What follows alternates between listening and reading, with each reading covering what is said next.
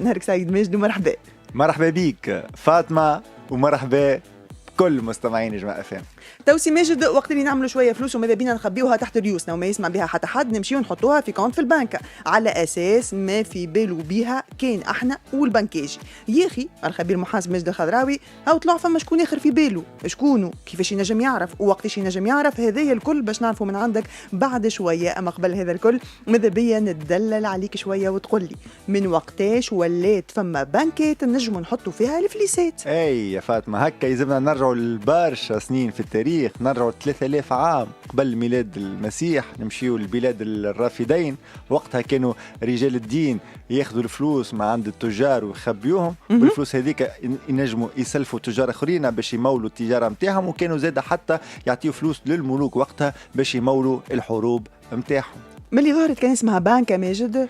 لا لا لا لا، نجم نقولوا، خلينا قبل ما نقولوا بانكا نجم نقولوا ترابيزا، لأننا نمشيو نحكيو على الحضارة الإغريقية اليونانية. ترابيزا يعني نقصدوا بها الطاولة، على خاطر كانت المعاملات البنكية تصير فوق الطاولة. من هذاك جاء الحسابات اللي تحت الطاولة. احنا يهمنا كالحسابات اللي فوق الطاولة. خلينا فوق الطاولة. من أشهر البنكاجية المعروفين في التاريخ، تعرف شكون يا فاطمة؟ شكون؟ سقراط يا فاطمة. سقراط كانوا يقولوا عليه مش كيف فيلسوف سقراط؟ فيلسوف، كانوا يقولوا عليه اللي هو كان زاد بنكاجي. وشاعة ماجد.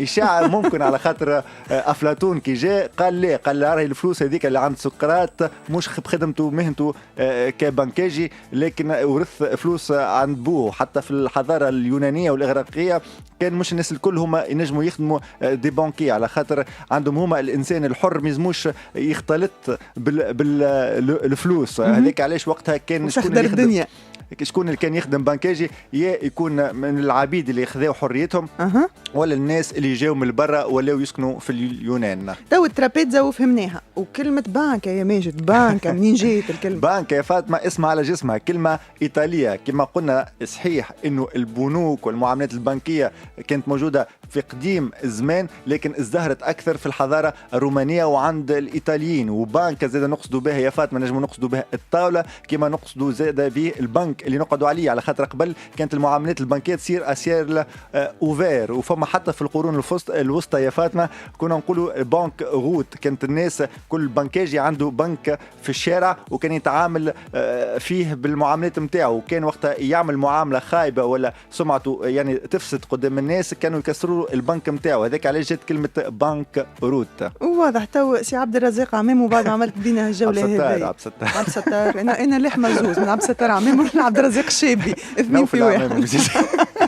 ماجد عمامو. سي ماجد، تو انت حكيت لنا على بلاد الرافدين وحكيت لنا على الاغريق والرومان، وما جبتش سويسرا اللي احنا اليوم وقت اللي نقولوا بانكا نقولوا سويسرا. اي سويسرا معروفه ياسر بالسيستم بانكير نتاعنا، ولازم نجموا نفهموه شويه. اذا نرجعوا في التاريخ نجموا نمشيو لوي 14 لو روا سولي. تعرف في العهد نتاعو كان فما برشا معارضين ليه، اكثر من 300 الف فرنساوي هربوا من فرنسا، هذوما لي بروتستان اللي كانوا يعارضوا في حكم وقوه لو باب وقتها، وكانوا وقتها هربوا مشاو لسويسرا. وكانت الناس هذه هي معناها عمود الاقتصاد الفرنسي، وقتها هربوا زاد يا فاطمه لسويسرا. ماذا بيهم كملوا يسلفوا الفلوس لوي 14 باش يمول الاقتصاد نتاعو. هم يمولوه مش مولوه، لكن ما يلزمهمش يعرفوا لوي 14 ما يلزموش يعرف انه الفلوس اللي ياخذوا فيها كان ياخذوا فيها من المعارضين نتاعو. دونك كان يحطوا الفلوس نتاعهم في البنوك السويسريه، والبنوك السويسريه تعطي الفلوس لوي 14 اما ما تقولش مصدرها وين. وزاد نجموا نقدموا حتى اكثر في التاريخ ونمشيو للحرب العالميه الثانيه في وقت هتلر. تعرف هتلر كان يحارب في اليهود وكان يلوج على الاملاك نتاعهم، وكانت سويسرا لنا استقطبت اليهود هذوما وخبت لهم فلوسهم من غير ما تعطي حتى معلومات على مصادر الاموال هذه.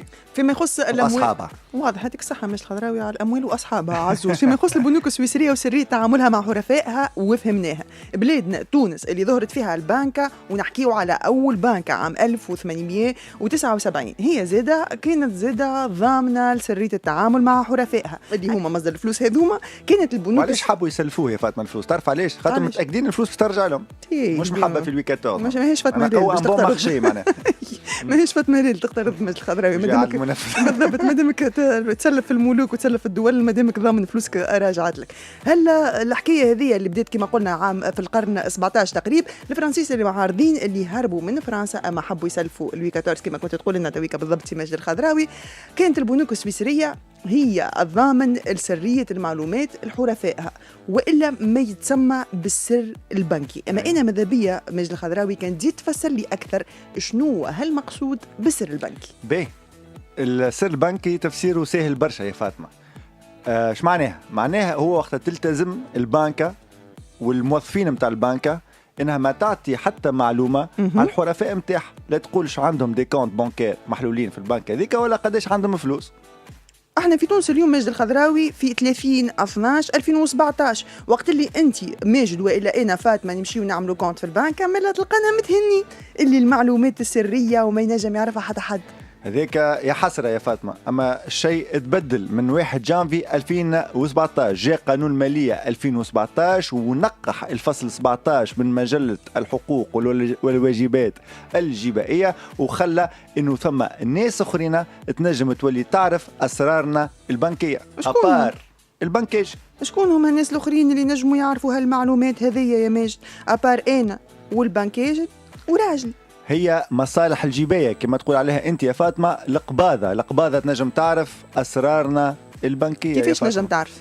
هو شوف خلينا نحكيو لنا على قانون المالية 2017 اللي جاء كما قلت لك ونقح الفصل 17 من مجلة الحقوق والإجراءات الجبائية. وشنو قال هالفصل هذايا؟ قال إنه مصالح الجباية يا فاطمة تنجم بمطلب كتابي سواء كان المطالب بالأداء لو كونتريبيابل في مراجعة معمقة ولا مراجعة أولية إنها تطلب من البنكة أرقام حسابات البنكية اللي عند السيد هذايا في البنكة. معناها القباضة تسأل فلان قديش عنده من كونت وشنية أرقام لي كونت هذوما، ما تسألش قديش عنده في الكونت. لا لنا كما قلنا لنا نحكيو على مصالح الجباية اون جينيرال، لكن كيف الفصل هذايا أعطى البعض الأشخاص اللي يخدموا في الإدارة الجبائية إنهم يطلبوا من البنوك إنها تعطيهم نسخ من الكشوفات البنكية، والبنكة لنا مطالبة في ظرف 20 يوم من وقت ما طلبت المصالح الجباية هالنسخة هذه انها تعطيها هالإكستري دو كونت. وشكون هم الناس هذوما اللي نجموا يطلبوا هالنسخ الكشوفات البنكية؟ هي مقتصرة على المدير العام للأداءات، رئيس وحدة المراقبة الوطنية والأبحاث الجبائية، مدير إدارة المؤسسات الكبرى، رئيس مركز الجهوي لمراقبة الأداءات، ومدير فرقة الأبحاث ومكافحة التهرب الجبائي. شو معناها يا فاطمة الكلام هذايا؟ خلينا نلخصوا ونقولوا إنه أي واحد من المصالح الجبائية ينجم بمطلب كتابي يطلب ويحب يعرف سيد ولا فلان قديش عنده وشنو ما أرقام الحسابات البنكية اللي موجودة في بنكة معينة، لكن هالأشخاص هذوما اللي كنت نقول عليهم ينجموا بمطلب كتابي. وقت نقولوا مطلب كتابي ينجم يكون مطلب ولا حتى ايميل انهم يطلبوا من البنكة نسخ من الكشوفات ولنا ينجموا يعرفوا قديش عندك فلوس فك البنكة. هيك واضح سي ماجد الخضراوي يعطيك الصحة على التوضيحات هذه الكل. بعد شوية ماذا بيا كان تزيد تفسر لي وقت اللي هالخماسي هذايا يبعث المطلب سواء كان مطلب كتابي وإلا بالإيميل، البنكة يا لندرا تنجم تقول له ليه انا ما نحبش نقول لك فاطمه قداش عندها في الكونت. حاجه اخرى يا فاطمه نحب نزيد نقولها انه لنا ما عادش فما الزامات الاذن القضائي. معناها لنا وقت نطلبوا الارقام ولا الكشوفات البنكيه مش لازم عندنا اذن قضائي في هذا. يعني مصالح الجبايه تنجم وحدها تطلب والبنكه مطالبه انها تعطيها الانفورماسيونات اللي حاجتها بها. نجموا نتعداو للسؤال اللي من بعد ولا فما معلومه اخرى تحب تضيفها؟ نتعداو يا فاطمه. بيسي ماشي. كان البنك حنت عليها ما حبتش تعطيهم هالمعلومات هذوما، نجم ترفض بعض الكشوفات والا ما تنجمش يا ماجد؟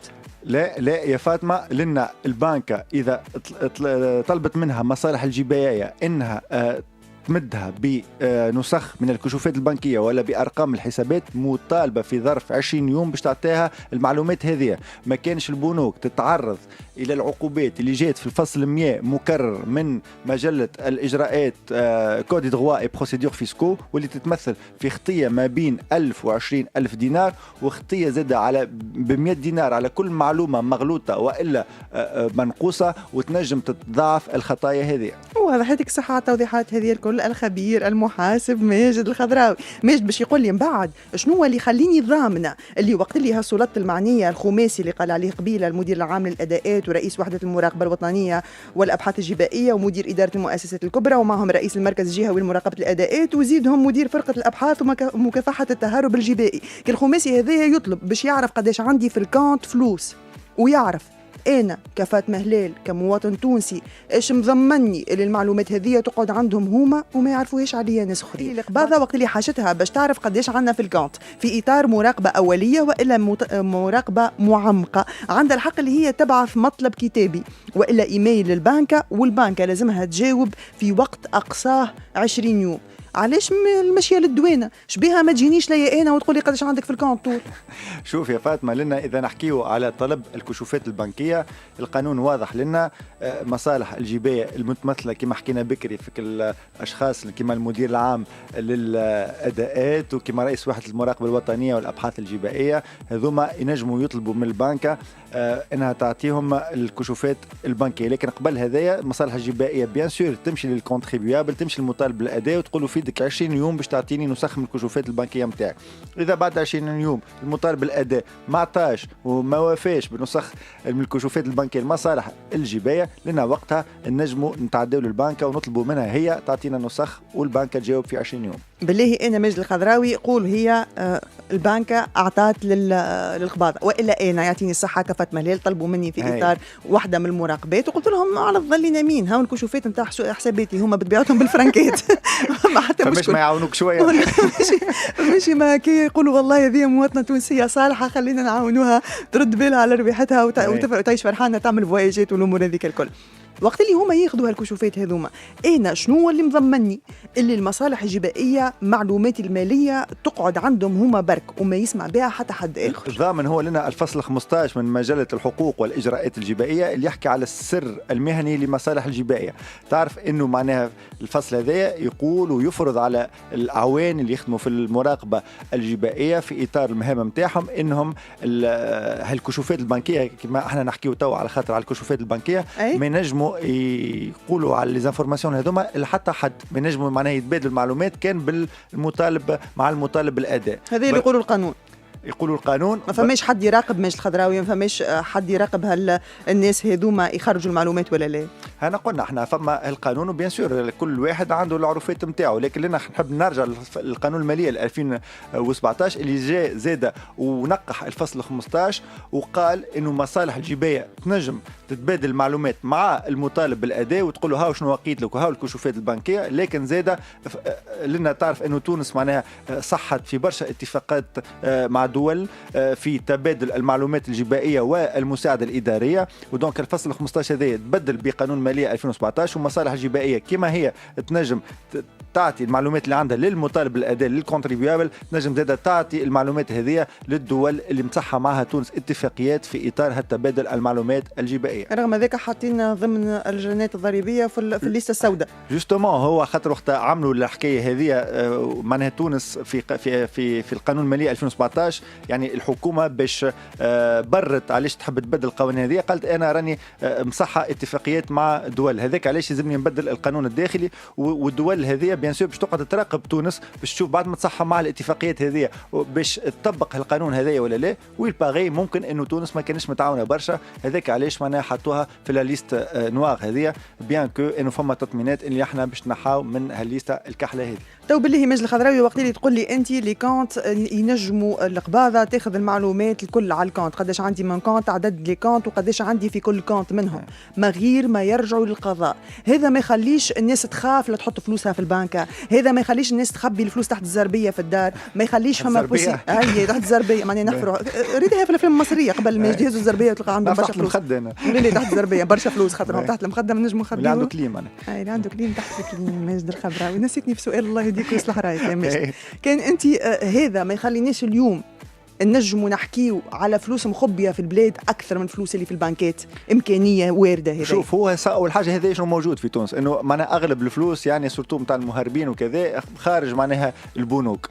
في اطار التشجيع انا نكملوا نحطوا لهم رفع سعر البنك. كما قلت لك معناها كل ميزور معناها فيسكال عندها الحاجه الباهيه وعندها الحاجه الخايبه. الحاجه الباهيه انه باش تخلي معناها شكون اللي خاف هو من انه يعرفوا اسراره البنكيه، اللي خاف هو الناس اللي هي متهربه، فهمت؟ لكن كيف زاد البنوك زاد تخاف وتقول لك انا لا يزي معناها حاجتي بفلوس والدوله حاجتي بفلوس، وتزيد تعمل ميزور كيما هكا ما عادش حتى واحد باش يحط فلوسه في البنكه. وكما قلت لك معناها كل ميزور عندها لو بور اي لو كونتر. واضح. ماجد الخضراوي، اليوم الحلقه 35 من الفيسكا في اخر السيزون الثالث، شنو هو اللي قعد في بالك من 35 حلقه هذوم؟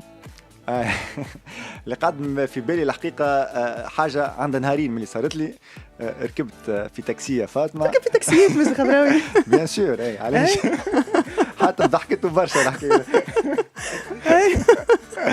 ونقا يسمع في نجمة FM وقعد نحكي معه شوية. نقا يسمع في الفيسكا، قعد يحكي لي يا فاطمة على دي تايم تاع حلقات تقدم برشا عملناهم. قعد يحكي لي على الهيبة وقعد يحكي لي على الحلقات تاع الكهرباء وحاجة كيما في انورميمون بليزير. انا حاب نسلم على الناس اللي تسمع فينا الكل، في كراهبهم، في ديارهم، في اللي تاكسي نتاعهم، في الولواج. يعطيكم الصحة على الانتباه ويعطيكم الصحة على الاستماع. في الحلقة 35 فما شي ميساج تحب توصلوا ماجد الخضراوي؟